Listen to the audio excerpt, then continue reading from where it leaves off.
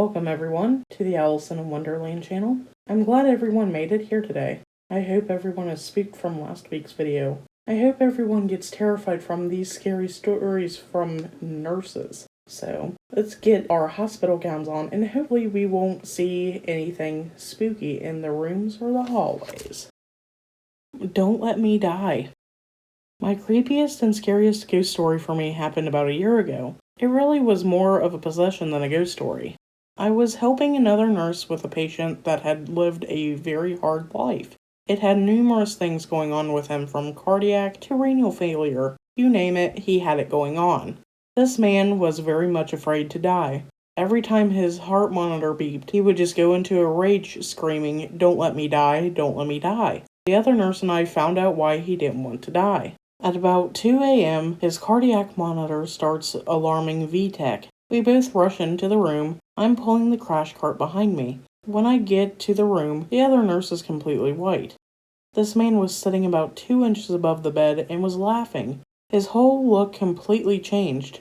His eyes just had a look of pure evil in them, and he had this evil smile on his face. He laughed at us and said, "You stupid bees aren't going to let me die, will you?" And he laughed again. We were kind of frozen. I did reach up and hit the code blue button. When I did, the man went into VFib. He crashed back onto the bed. We started coding him, but after 20 minutes it was called. 5 minutes after the code was called, several of the code team is in the room cleaning up when this man sits straight up in bed and says, "You let him die, too bad." And the man begins laughing. The man collapsed back to the bed. We heard a horrible, agonizing scream. Actually, every patient in the unit that night commented on the scream, and then you could hear "Don't let me die" being whispered throughout the unit. Every one of the nurses that night was pale and scared. Nobody went anywhere by themselves. By morning, the whispers were gone. The night shift nurses had a prayer service in the break room before we left for home, and then we all had nightmares for weeks. Maggie's Home. A couple, retired military captain and his wife, Margaret, sold their house to move to Florida. It so happens that they sold their house to the state. The state was going to use it as a resident home for mentally disabled teens. After the closing, but before they moved, Margaret died in the house. The captain had to move because the house was already sold. Do you know where I'm going with this? Residents always referred to old lady that they always saw. Nursing staff just referred to her as Maggie. Now, late at night where the residents were asleep, if the staff put the TV on more adult programming like Red Shoe Diaries, the TV would turn off, and when turned back on, it would come on to a different channel. There was this one nurse. It was like the house was out to get her. She'd swear that the carpet tripped her. When cupboards opened, knives would fall out aiming at her. Turns out this nurse was eventually fired for abusing and stealing from the residents. Maggie takes care of her children. He jumped out the window. I heard a story once about a 5th floor neuro unit. This was told to me first person.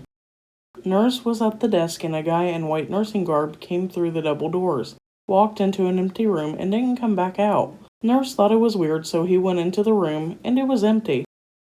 He went to the double doors and opened them, and there were 2 respiratory technicians talking at the entrance. He swore they'd been talking there the whole time, and that nobody came through the doors. When one of his co-workers returned from lunch and he explained what had happened, she was like, "Oh, that's just Bob." I don't actually remember the name, so the name was changed to protect my ignorance.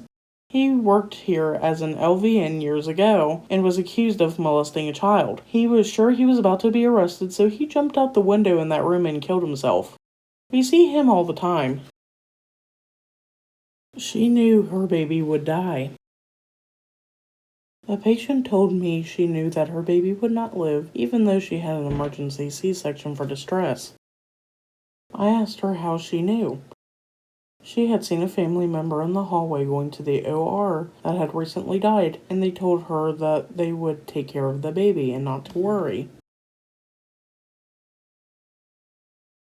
Hello everyone, I'm glad you all made it to the end of the video. Go ahead and share the video, leave a like, and leave a comment. If you aren't already subscribed, go ahead and hit the button and hit the all bell icon. I'm glad you guys are liking the videos, and the next one will be on 911 calls. So, until next time.